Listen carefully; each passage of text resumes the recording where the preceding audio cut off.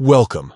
In today's video, I'll show you how to share a photo post to multiple accounts on the Instagram app for PC using the latest update. If you manage more than one Instagram account, or simply want to send a post to friends or collaborators quickly, this feature makes it easier than ever. Let's get started. First, open the Instagram app on your PC. Make sure you're signed in to the account you want to use. Once you're in, navigate to your feed or your profile to find the photo you'd like to share. You can scroll through your timeline, check your saved posts, or visit your own profile to locate the image. When you've found the photo, look just below it for the familiar share icon. It usually looks like a paper airplane. Click on this icon.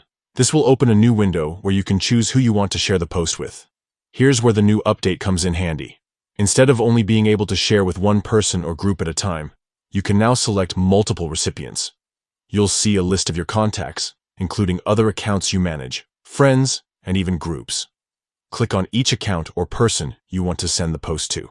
You can select as many as you need. After you've made your selections, look for the option that says Send Separately. Click on it.